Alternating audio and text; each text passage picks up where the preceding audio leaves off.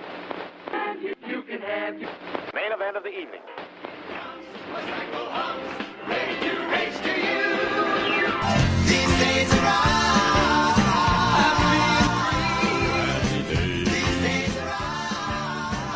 Hello and welcome to These Days Are Ours, a Happy Days podcast. I'm Peter. And I'm Joe. And today we are discussing Season 6, Episode 17, Smokin' Ain't Cool. Okay, Peter, tell us what happens in Smokin' Ain't Cool. We open at Arnold's, with Ralph and Potsy trying to talk Richie into buying a chinchilla fur coat. How about buying a chinchilla coat? You sure you didn't pressure him too much? See, they have a chinchilla ranch, and by that I mean they have 2 chinchillas in their bathtub. Potsy named them Herman and Harry. Ralph isn't terribly happy to hear that Potsy bought 2 males. Explain it to him, Ralph. It'll be easier to go out and buy a female. Fonzie comes out of his office, and Ralph tries to sell him on buying a fur coat with which to attract girls. Fonzie, who needs no help to attract girls, is not impressed. Golly gee, Ralphie. Girls? As Ralph tries to get Richie to buy a fur vest or earmuffs, Joanie enters with 3 other girls, members of the Magnet Social Club, of whom Joanie is the newest member. All of them except for Joanie are smoking cigarettes. When offered one, Joanie turns it down. I just ditched one. I'm trying to cut down. Until she's reminded that they're all smoking. What? Is she afraid someone will see her? Ralph points out Joanie with the magnets to Richie, who is more interested in his pinball game, until Potsy says that Joanie is smoking. An irate Richie abandons his game and takes Joanie aside to talk to her. She's just annoyed at him for potentially embarrassing her in front of the Magnets. He wants her to quit smoking as soon as possible, but Joanie protests that everybody does it. Richie says it doesn't make her look important. It just makes her look like a stupid little kid. An immature little baby, a tiny, tiny baby, that's end of argument. Then a guy from school walks up to them and flirts with Joanie by telling her she looks older, probably because of a cigarette. Joanie says the argument has ended and walks away, and Richie loudly snaps that he says when the argument has ended, attracting confused stares. Later at the Cunningham house, Joanie is in her room practicing smoking when Richie comes by to apologize. Joanie hides her cigarette in a soda can. As Richie starts to talk, he takes a casual sip from said can, only to get ashes on his tongue. Richie is furious, saying Joanie is going to become a chain smoker. But Joanie tells him to mind his own business. You mind your own business, bucko. Bucko, bucko, bucko. Richie grabs her cigarette, and the sounds of their argument attract Howard and Marion. Seeing Richie with the cigarette, they draw the wrong conclusion. Richard, what is the meaning of this? Have you been smoking behind our backs? No. And in front of your little sister. Horrified that Richie is smoking after Howard had multiple talks with him about it, they want to ground him. Though Richie points out that he's a college sophomore and you don't do that to college sophomores. Howard can take his car away, though. Joanie, not wanting to see Richie punished for something he didn't do, speaks up for him. He wasn't smoking. She was. Oh, Joanie, that's not commendable at all. You get downstairs, young lady. We're going to have a little talk. Down in the living room, Howard asks Joanie why. Nobody in their family smokes, except for Marion's mother, and she smokes cigars. Does it make Joanie feel important? Does she want to go around with yellow fingernails? Marion adds that smoking leads to heart attacks, and Richie adds that it leads to lung disease. There's even talk that it might lead to cancer. You tell her that kissing someone who smokes is like kissing an ashtray. Oh, Mary, please let me fit. Howard, momentarily baffled, asks how anyone would know what it's like kissing an ashtray. Howard forbids Joanie from smoking, saying that if she does, she'll be grounded for so long that she'll grow roots. Joanie just wants to know why nobody will let her live her own life and make her own decisions. I'm older now. Howard calms down and diplomatically tells Joanie that she can make her own decisions, but they would all like Joanie to stop smoking. Joanie says she'll think about it. Howard, miffed, tells her to go to her room, though at Marion's urging, he accepts Joanie's response as satisfactory. How come you just gave her my 18-year-old speech and she's only 16? Because girls mature faster. That night, Joanie sneaks into the kitchen to smoke. She's caught by Howard, but he just leaves without saying anything. The next day, Howard goes to Arnold's to talk to Richie about Joanie's smoking. They're briefly interrupted by Al, who starts to tell a story about a girl he used to date who smoked. And I told her, when you stop smoking, give me a call. That was 1934. Once he and Richie are alone again, Howard laments that kids won't listen to experience and have to make mistakes for themselves. You all got to work it out for yourself. Richie knows what he's talking about. If Joanie won't listen to her parents, she won't listen to her older brother either. They're joined by Fonzie, and both Cunningham men suddenly realize who Joanie might listen to. Fonzie is as horrified as they were to hear that Joanie is smoking, and his first instinct is to find the person selling them to her and shoving the butts up their nose. Richie says Fonzie can't punch out everyone who sells cigarettes in Milwaukee. Fonzie says, You want to bet? Richie then points out that there isn't time for that, and they have to do something now. Fonzie says to leave it all to him. Back at the Cunningham house, Fonzie stops by Joanie's room. He makes small talk with her about her posters of Elvis and Bobby Darin. Hey, that's great, Elvis. Number 2 Elvis. Hey, that's even better, huh? Then demands to know why she's been smoking. He asks her if she actually likes smoking, and sees through Joanie's lie that she does. There's nothing like a good ciggy. You know, light up with friends, relax, a few laughs. She admits that she's only doing it because of the magnets. Fonzie tells her that the hardest thing to do is to do what she wants to do. It's easy to join the crowd, but you're nobody until you do what you want to do. What Joanie wants is to be like the magnets. And smoking ain't cool, according to Fonzie, but the magnets are cool. Even if Fonzie, coolest of the cool, doesn't smoke, plenty of the cool kids do. Fonzie is about to leave when Joanie admits that if she doesn't smoke, the magnets will dump her. Fonzie tells her 2 things. Joanie is his favorite shortcake, and if she doesn't stop smoking, Your body is going to dump you. At Arnold's the next day, Richie tells Al that Ralph and Posse have given up on the chinchilla business, having learned you have to kill the chinchillas to get their skins. Joanie and the magnets enter and sit down to discuss plans for the upcoming social. I've got a great idea. Salute to the varsity. That means there'll be 2 guys for each girl. Uh-huh, I know. When Fonzie shows up and sees Joanie about to smoke, he wants to do something about it, but Richie says they have to let Joanie handle this herself. Sure enough, Joanie tells the other magnets she doesn't smoke. And it's not because she's chicken, she just doesn't want to. Everyone should decide what's best for themselves, and Joanie doesn't think smoking is cool. One of the magnets even admits she admires Joanie's guts. If she was more like Joanie, maybe she wouldn't be up to 2 packs a day. On the bright side, I did save enough coupons to get my dad a new bowling ball. Joanie even manages to attract the same boy impressed by her smoking the other day, Hi, Jim. Hi, Joanie. and the 2 of them dance together. That night at the Cunningham house, Joanie is telling her proud parents that she's given up smoking for good. Marion answers the phone. Someone wants to know if Howard and Marion will be going to a Leopard Lodge party at the Pfister Hotel, where everyone will be throwing water bags out of the windows. Howard, despite hating those parties, plans on going, until Joanie points out that he's doing the same thing she did with smoking. Realizing she's right, Howard decides not to go. Unfortunately, Marion already spent $37 on a new dress. Marion, go to your room. And I'll be up there in a few minutes. Thank you so much, Peter. That was Smokin' Ain't Cool, which first aired back on January 16th, 1979. It was the first episode of a brand new year. Happy Days was followed by a new Laverne and Shirley, in which Shirley suspects she may be adopted. Being adopted don't make any difference. Being born is the easy part of having kids. It's raising them and loving them that counts. Meanwhile, NBC aired the final episode of Grandpa Goes to Washington. Aww.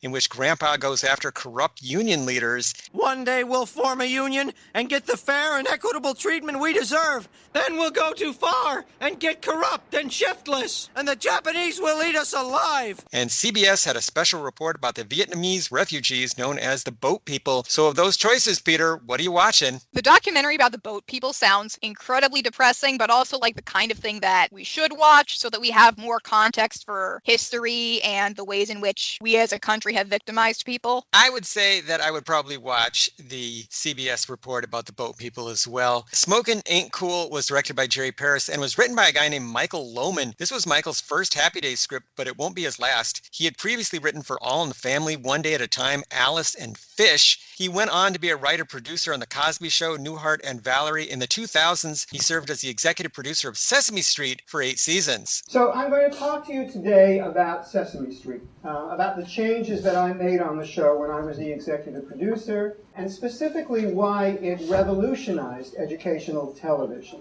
As for guest stars this week, let's start with Anna Garduno as Angela, the leader of the Magnets. Anna is a TV actress who was near the beginning of her career when she did Happy Days. She had previously appeared on James at 16. She went on to such shows as Moonlighting and ER, and she had a recurring role on One Life to Live. She's done quite a lot of voiceover work too, especially in the Digimon franchise.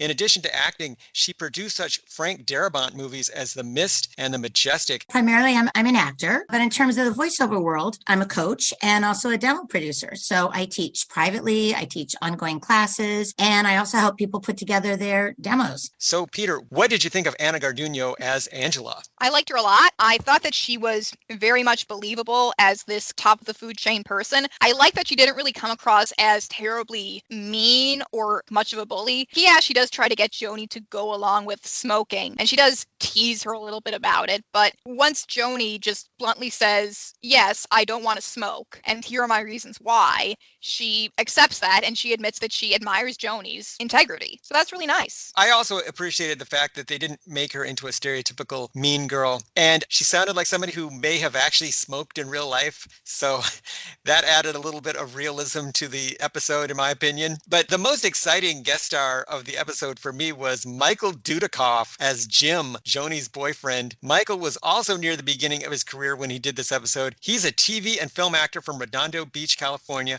who became a prolific action movie star in the 1980s, 90s, and well beyond. Action movie fans know him from American Warrior, American Ninja. The deadliest art of the Orient is now in the hands of an American. American Ninja. Avenging Force, Platoon Leader, River of Death, and so many more. His other film credits include Tron and Bachelor Party. He'll be back on Happy Days next season, and he also popped up on Out of the Blue. So, Peter, what did you think of Michael Dudikoff as Jim? I am so happy that he is in this episode that I don't even care that he barely adds anything to it, and I am so happy to hear that he's going to return, and hopefully he'll get to do more. Yeah, he doesn't even get to do any cool action scenes in this at all. They literally could have gotten anybody to play Jim because he's kind of a nothing character, but it was exciting to me anyway to see Michael Dudikoff in the Happy Days universe. As for songs this week, boy, this episode really gets butchered in syndication with all the pop music taken out. The original version of the episode contains numerous songs: Hello, Mary Lou by Ricky Nelson, Devil or Angel by Bobby V, Big Girls Don't Cry by the Four Seasons, Personality by Lloyd Price, The Great Pretender by the Platters, and Theme from a Summer Place by Percy Faith. But Henry Winkler sings a bit of Splish Splash by Bobby Darin. Bobby Darin, splish splash.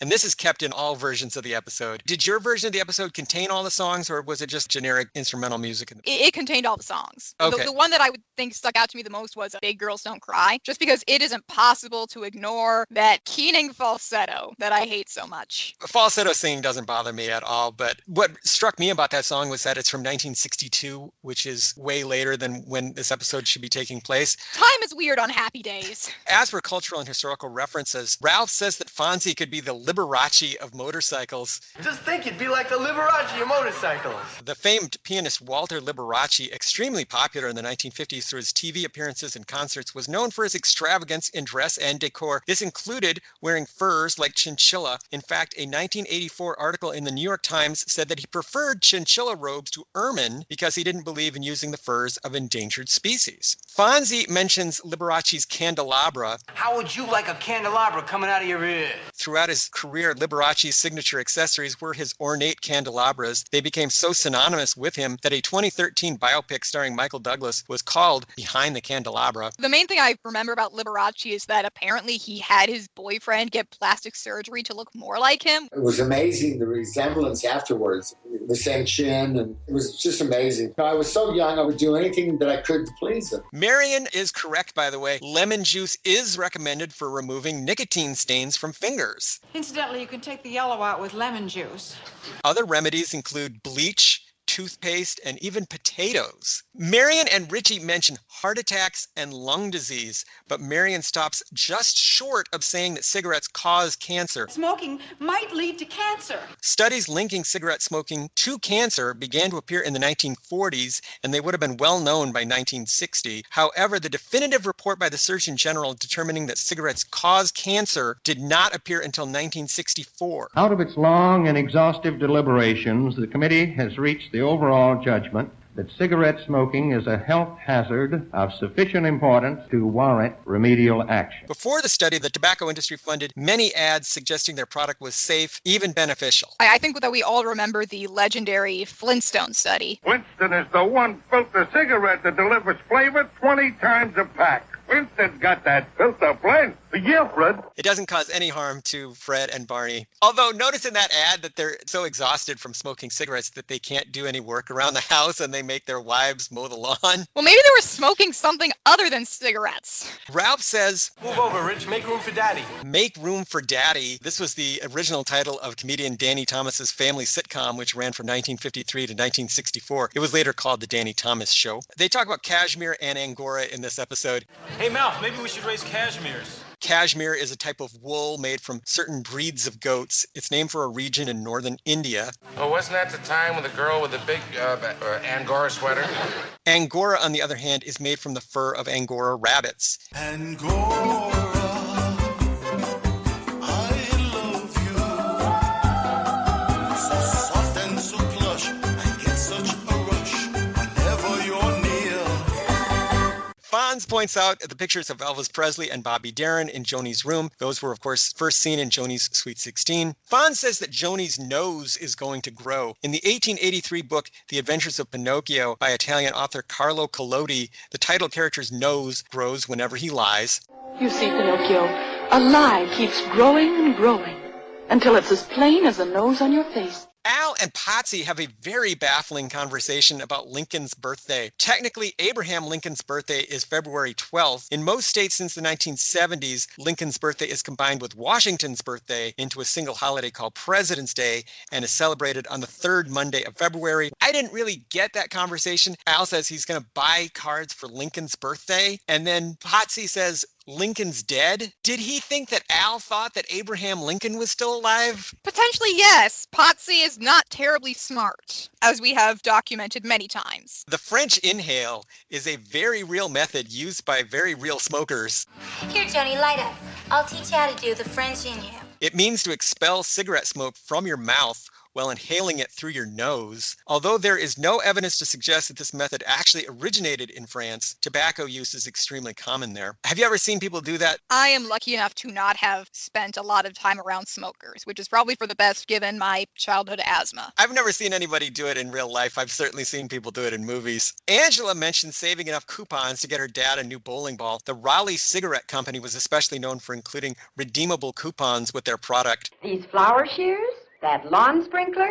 I got them free for Raleigh coupon. Comedian Jerry Seinfeld used to make fun of this ad campaign in his act, saying that the coupons were nearly worthless and that you'd lose a lung trying to get a badminton set. There's another reference to the Pfister Hotel. I hope they were getting kickbacks from Paramount at this point. By the way, in today's money, Marion spent over $330 on that dress. Wow. I hope it was a nice dress. It's not like she can only use it once. She can still wear it somewhere else if she needs True. to. Other observations this week. There is a dizzying amount of plaid in the opening scene. Not just Richie, Ralph, and Potsy, but many of the background extras are also wearing plaid. It's great. I love it. By the way, speaking of Arnold's, we see that same establishing shot of Arnold's with the kids giving the car the push start in the parking lot, further proving my theory that the Happy Days kids are caught in a Groundhog Day time loop. It's one of those infinite time loop situations you might have heard about. That I might have heard about. Also in that first scene, Ralph is holding a ruler through the whole thing, and Potsy is holding a marker, and they never use them at all. Yeah, I don't know what's up with that. There is an attempt at foreshadowing when we see a yellow ashtray in Richie, Ralph, and Potsy's usual booth. There's never been one there before, and I will wager that there isn't one there ever again. Nobody in my family smoked, but we did have ashtrays in the house for guests. My grandma used to tell me stories about being in cars with people who smoked and just rolling the windows down to get some fresh air. By now, we have firmly established that both Chachi and Fonzie put their heads on people's shoulders. I think this is the first time it's been done sarcastically, though. Mm-hmm. According to this episode, the Cunninghams have a wall-mounted match dispenser next to their refrigerator in the kitchen. Was that a thing in the late 50s, early 60s? These were never overwhelmingly popular, as far as I can tell, but they did exist. Okay. Also, from the exterior shots of the house, it looks like the Cunningham house has suffered a little damage.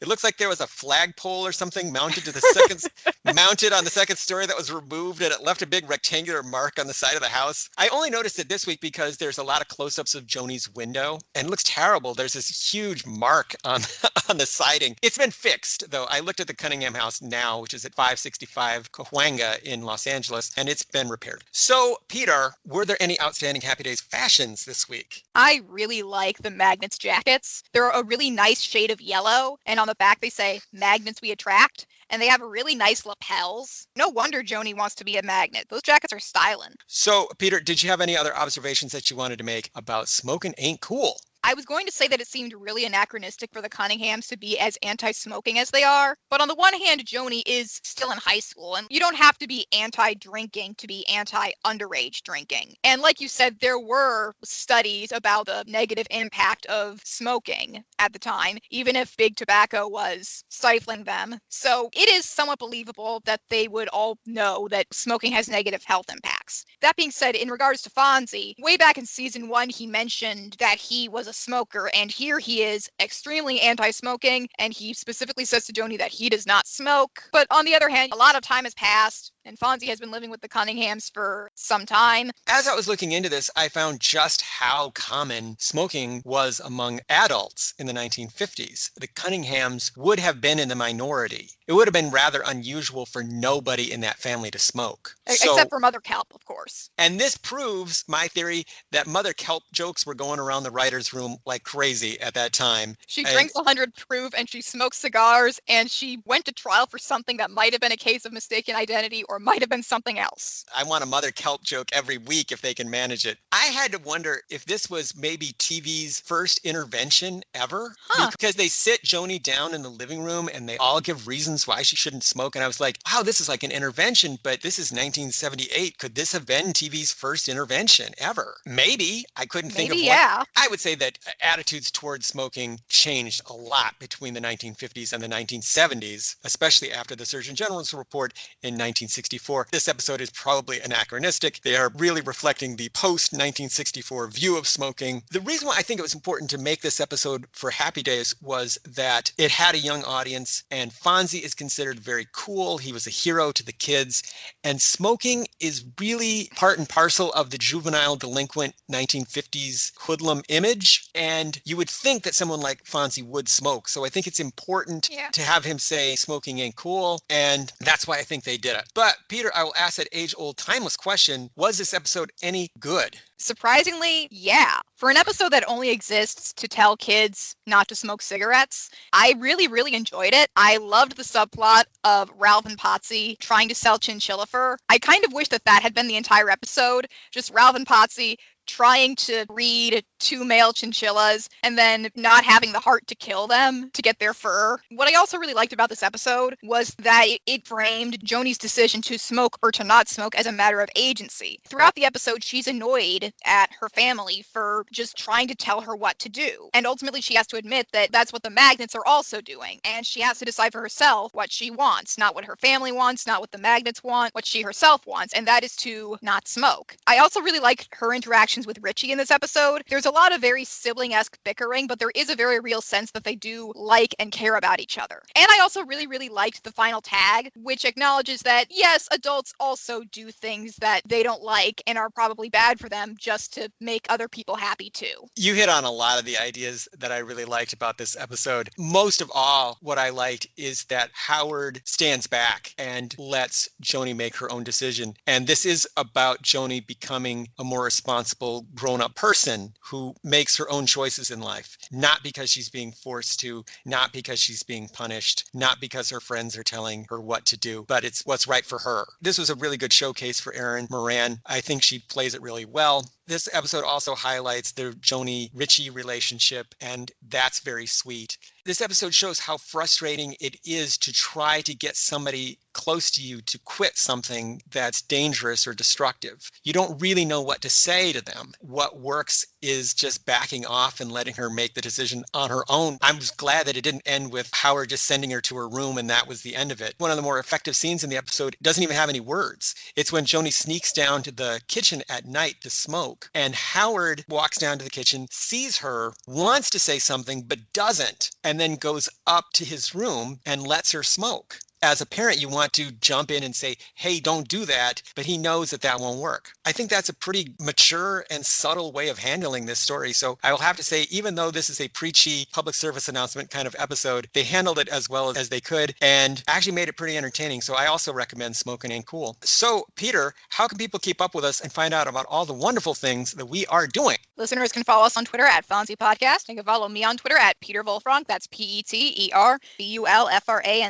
And they can follow me on Twitter at Joe_A_Blevins. They can find this podcast online at thesedaysare.ours.libsyn.com. And they can email us with questions, comments, and concerns at thesedaysarepodcast@gmail.com. So, Peter, what do we have on the docket for next time? Next time, Richie gets a job as an advice columnist and has to deal with an argument between Ralph and Potsy in Ralph versus Potsy. The showdown we've been waiting 6 seasons for is finally here. The battle that would have been is now a sad display. So, see you later, alligator. In a while, crocodile. The Flintstones has been brought to you by Winston, America's best-selling, best-tasting filter cigarette. Winston tastes good like a cigarette should.